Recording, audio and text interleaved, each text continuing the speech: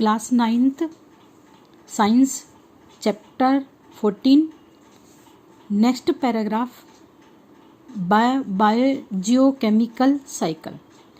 Biogeochemical cycles का मतलब होता है जैव रासायनिक चक्रण। A constant interaction between the biotic and abiotic components of the biosphere makes it a dynamic but stable system. These interactions consists of a transfer of matter and energy between the different components of the biosphere. Biogeochemical circle यानी कि जैव रासायनिक चक्रण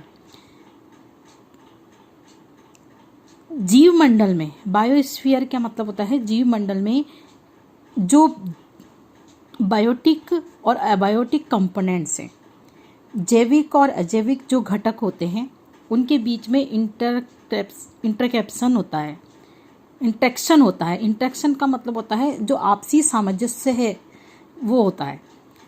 तो biotic और abiotic जो जीव होते हैं, घटक होते हैं, उनमें जो सामंजस्य होता है वो जीव मंडल को क्या बनाता है, डायनेमिक बट स्टेबल सिस्टम, गतिशील और स्थिर बनाता है। These interactions consist of transfer of matter and energy between the different components of the biosphere. और इस जो ये सामंजस्य होता है, इंटरेक्शन होता है इनमें, वो जीव मंडल के विभिन्न घटकों में जो पदार्थ हैं, घटकों के बीच जो पदार्थ हैं, इसमें एनर्जी, ऊर्जा और ऊर्जा का स्थानांतरण होता है। जो ये घटक होते हैं उनमें ऊर्जा का स्थानांतरण होता है। Let us look at some process involved in the maintenance of the above balance. अब देखते हैं, मतलब अब हम ऐसी देखते हैं कि कौन सी ऐसी क्रिया हैं या कौन कौन सी क्रियाएं हैं जो कि इस जो बायोटिक और अबायोटिक के बीच में जो इंटरेक्शन है, सामंजस्य है, वो बनाए रखती है, इनका संतुलन बनाए रखती है, इनका बैलेंस बनाए रखती है। अब उन क्रियाओं के बारे में अपन नेक्स्ट पैराग्राफ में पढ़ेंगे। पहला है the water cycle. Water cycle का मतलब होता है जलीय चक्र। You have seen how water evaporates from the water bodies and subsequent condensations of the water vapor leads to the rain। कि आपने देखा होगा कि जो वाटर एवोपरेट की जो फ्रॉम द वाटर बॉडी यानी कि जो जलाशय वगैरह होते हैं, उनसे जो पानी है वो एवोपरेट यानी कि पानी का जो जल का है वो क्या होता है, वाष्पीकरण होता है, और फिर उनका संघनन हो जाता है, और ये जो पानी है वो वर्षा के रूप में नीचे सतह पर गिरता है। But we do not see the seas and oceans drying up. अब ये जो पानी वर्षा के रूप में नीचे गिरता है, परंतु फिर भी ये जो समुद्र है, पानी का वाष्पीकरण होता है, और फिर तब भी ये जो नदी, समुद्र और जो महासागर होते हैं, ये सूखते हुए दिखाई नहीं देते। So how in the water returning to these water bodies, कि ये जो वापिस इन जलाशयों में जो जल है वो किस तरीके से वापस आता है। The whole process in the which water evaporates and falls in the land and rain and later flow back into the sea rivers is known and water cycle. कि जो ये पूरी जो प्रक्रिया है, इसमें जो जल है जल से क्या होती है, जल का एवोपोरेशन होता है। एवोपोरेशन यानी कि भाप बनती है, और फिर उसके बाद ये भाप बनने के बाद क्या होता है, उसका संघनन हो जाता है। संघनन हो जाने के बाद वो क्या है, वर्षा के रूप में सतह पर गिरता है और समुद्र के द्वारा फिर ये नदियों के द्वारा बहता हुआ समुद्र में वापस आ जाता है।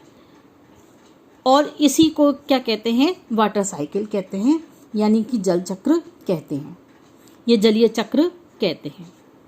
This cycle is not as straightforward and simple as this statement seems to imply, कि जो अब ये जो चक्र है इतना आसान और सरल नहीं है जैसा कि ये प्रतीत होता है।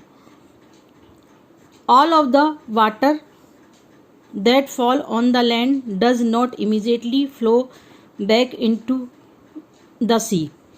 जो जल जो सारा जल जो पृथ्वी पर जो गिरता है वो उसका कुछ भाग समुद्र में चला जाता है और some of it sinks into soil become part of underground, और उसका कुछ भाग मृदा में, सॉइल यानी मृदा में, मिट्टी में चले जाता है, और कुछ भाग अंडरग्राउंड हो जाता है यानी कि जमीन की भूजल का हिस्सा बन जाता है।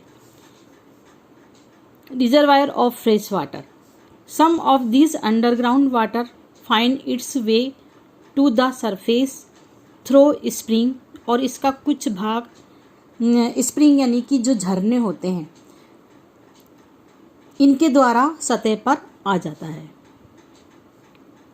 और we bring to the surface for our use through wells और ट्यूबवेल्स, और हम इन्हें क्या है, व्यवहार के रूप में कूपों या नलकूपों यानी कि ट्यूबवेल और इनकी मदद से हम सतह पर लाते हैं। Water is also use to terrestrial animals and plants for various life processes. जो ये टेरेस्ट्रियल है यानी कि जो स्थलीय जो जीव जंतु, टेरेस्ट्रियल यानी स्थलीय एनिमल्स यानी स्थलीय जंतु जो होते हैं वो, या जीव जंतु जो होते हैं, पेड़ पौधे जो होते हैं, ये सब क्या हैं, जल का उपयोग करते हैं। Let us look at another aspect of water happens to water during the water cycle, कि जो अब ये जलीय चक्र में जल का क्या होता है। As you know water is capable of dissolving a large number of substance, कि जो पानी होता है उसमें बहुत मतलब जो पदार्थों को घोलने की उसमें क्षमता होती है, यानी पदार्थों को वो घोलने में सक्षम होता है। एज वाटर फ्लोज थ्रो और over rocks containing soluble minerals, और ये क्या है, खनिजों को जो घुलने वाले खनिजों से होकर ये जब पानी जल जाता है या गुजरता है तो some of get dissolve in water, और ये जो खनिज है ये पानी के अंदर क्या हो जाते हैं, घुल जाते हैं। Thus river carry many nutrients for the land of the sea and these are used by marine organism, और जो ये नदियाँ होती हैं ये जो इस प्रकार जो पोषक तत्वों को, यानी कि जो मिनरल्स जल में घुल गए थे, और ये नदियाँ क्या है, इन पोषक तत्वों से युक्त जल को क्या करती है, समुद्र में ले जाती हैं। Land of sea and these are used to by the marine organism, और जो मैराइन ऑर्गेनिज्म यानी जो समुद्री जो जीव होते हैं वो इसका उपयोग करते हैं। तो अब इस चैप्टर में बताया है कि इस प्रकार ये जो वाटर सरफेस है, पानी का एवोपोरेशन होता है यानी कि वाष्पीकरण होता है, और क्लाउड यानी बादल बनते हैं, और ये वर्षा के रूप में नीचे गिरते हैं। इसी प्रकार पेड़ पौधों में ट्रांसपिरेशन होता है, और उसके बाद उसके बाद ये वर्षा के जल के रूप में नीचे आता है। तो क्या इसका कुछ भाग पेड़ पौधों या जंतुओं द्वारा ले लिया जाता है और कुछ भाग इसका अंडरग्राउंड हो जाता है। अंडरग्राउंड या ऐसी भूजल के रूप में ये हो जाता है अंदर। तो इस तरीके से, और ये जैसा भी बताया था कि झरनों के रूप में हम उसको सतह पर आते हैं या फिर नलकूप या उसकी सहायता से हम पानी को क्या करते हैं, सतह पर लाते हैं। तो इस प्रकार ये जल चक्र चलता रहता है।